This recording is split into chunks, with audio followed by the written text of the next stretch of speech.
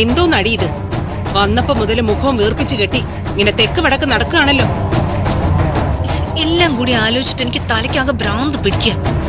പ്രണവിനെ പിടിച്ചുകൊണ്ടുപോയത് ആരെന്നുള്ള ഒറ്റ ചോദ്യവും അതിന് വ്യക്തതയില്ലാത്ത കുറെ ഉത്തരങ്ങളും. ഈ എന്തോ തീരുമാനിക്കേണ്ടെന്ന് ഒരു ഐഡിയയും ഇല്ല. ഒരു കാര്യം ഉറപ്പാ, തട്ടിക്കൊണ്ടുപോയത് പവിത്രൻ എന്ന് പറയുന്ന ഒരുത്തനാ. പിന്നത്തെ കൺഫ്യൂഷൻ, ആ പവിത്രൻ ആരുടെ ആളാണെന്നാ. അതൊരിക്കലും നിധിയുടെ ആളാകാൻ വഴിയില്ല. പിന്നെ അവൻ ആരുടെ ആളാ? CKC അങ്കിള് വാടക കൊണ്ടേ വെച്ച് പ്രണവിനെ പിടിച്ചോണ്ട് പോവോ? അങ്ങനെ ചിന്തിക്കുന്നത് ശരിയല്ല. അപ്പൊ പിന്നെ എന്താ സംഭവം? ഒരു കാര്യമില്ലാതെ പവിത്രൻ പ്രണവിനെ പിടിച്ചോണ്ട് പോയിന്നോ? അതും ഇതും ഒക്കെ പറഞ്ഞ് നീ എന്നെ ഭ്രാന്ത് പിടിപ്പിക്കല്ലേ? എനിക്ക് ഭ്രാന്ത് പിടിക്കുന്നത് അതൊന്നും ഓർത്തിട്ടല്ല. ആ പവിത്രനെ ഞാൻ കണ്ടുപിടിക്കുന്നതിന് മുന്നേ ആ നിധി കണ്ടുപിടിക്കുമെന്നാ. അവന് വേണ്ടി 4 പാട് മല വിരിക്കുക. അപ്പോ പവിത്രൻ നിധിയുടെയും ഗൗതമിന്റെ ആളല്ലാന്ന് നീ അങ്ങ് ഉറപ്പിച്ചോ? അതങ്ങനെ തന്നെ ചിന്തിക്കുന്നതായിരിക്കും ബുദ്ധി. കാരണം ഈ ലോകം മൊത്തം എഴുതി തരാം, പകരം ഗൗതമിനെ ഒരു ദിവസം ജയിലിൽ ഇട്ടോട്ടെ എന്ന് ചോദിച്ച ഗൗതമിനെ പുറത്ത് കിട്ടിയാലേ മതിയാവൂന്നേ നിധി പറയും. അവള് ഗൗതമിനെ അകത്തിട്ടോണ്ട് ഒരു കളിക്ക് നിക്കില്ല. അതിനെന്തെങ്കിലും ഒരു സാധ്യത ഉണ്ടായിരുന്നെങ്കിൽ അവൾ എല്ലാ പരിപാടികളും ഉപേക്ഷിച്ച് പവിത്രനെയും പ്രണവിനെയും കൂട്ടി കോടതിയിൽ ഹാജരാക്കി ഗൗതമിനെ പുറത്തിറക്കിയേന്. എങ്കിൽ പിന്നെ ഞാൻ നേരത്തെ പറഞ്ഞത് തന്നെ ആകാനാ വഴി. ഇതിലാ CKCക്കും ജ്യോതിർമയ്ക്ക് എന്തെങ്കിലും കൈ കാണും. അല്ല, ഞാൻ ഇപ്പോഴും പഴയത് തന്നെ പറയും. നീ ഇപ്പോഴും അവരെ കണ്ണടച്ചങ്ങ് വിശ്വസിക്കണ്ട. ഒരാളെ ഇക്കാര്യത്തിൽ ഞാൻ വിശ്വസിക്കുന്നില്ല. പക്ഷെ അമ്മ അന്ന് പറഞ്ഞതിൽ പിന്നെ ഞാൻ അങ്കിളിന്റെ ആന്റിയുടെ മേലൊരു കണ്ണ് വെച്ചിരുന്നു. അവരുടെ ഒരു നീക്കത്തിലോ വർത്തമാനത്തിലോ അങ്ങനെ ഒരു സൂചന പോലും ഇല്ല. പ്രണവിനെ കണ്ടുപിടിക്കാൻ വേണ്ടി അവർ ആത്മാർത്ഥമായിട്ട് തന്നെ ശ്രമിക്കുന്നുണ്ട്. പിന്നെ ആരായിരിക്കും പ്രണവ് കാണാതായതിന് പിന്നിൽ? എനിക്കൊരാളെ സംശയമുണ്ട്. അതാരാ? അതൊരു പെണ്ണ്.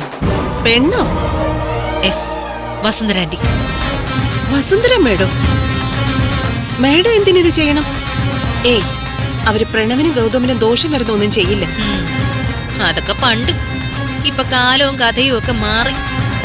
ഈശ്വരമംഗലം ഗ്രൂപ്പ് ഓഫ് കമ്പനീസിന്റെ മുഴുവൻ ഉത്തരവാദിത്വവും ഗൗതം നിധിയാണ് ഏൽപ്പിച്ചിരിക്കുന്നത്.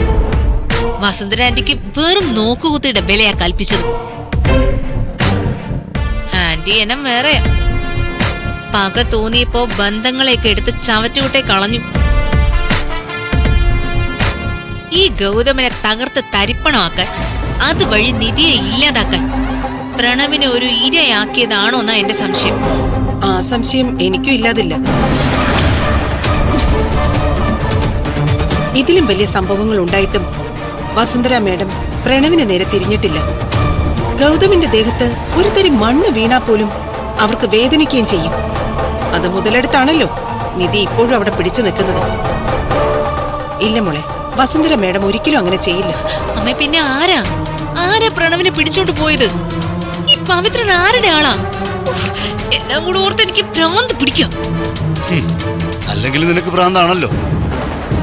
നിനക്ക് സ്വത്തിനോടുള്ള ഭ്രാന്താണ്, പണത്തിനോടുള്ള ഭ്രാന്താണ്, അധികാരത്തിനോടുള്ള ഭ്രാന്താണ്. ആ ഭ്രാന്തിനൊന്നും ചികിത്സയില്ല.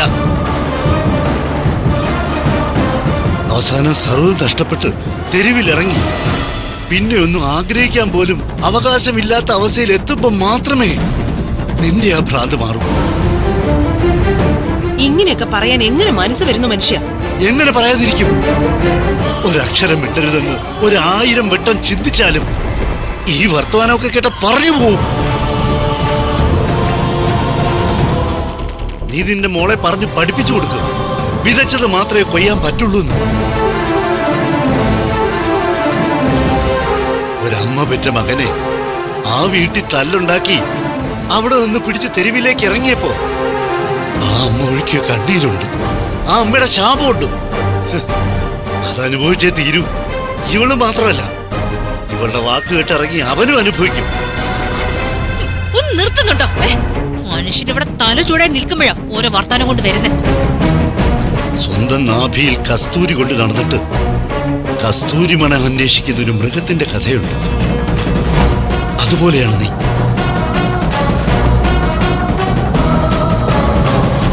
പ്രണവിനെ തട്ടിക്കൊണ്ടുപോയവരെ അന്വേഷിച്ച് നീ ഉലകം മൊത്തം അന്വേഷിക്കൊന്നും വേണ്ട. അത് ചെയ്തത് വേറെ ആരുമല്ല, നീ ഇപ്പൊ കൺകണ്ട ദൈവമായിട്ട് കൊണ്ടു നടക്കുന്ന ആ CKC അങ്കിളും ജ്യോതി ആന്റി തന്നെയാണത് ചെയ്തത്.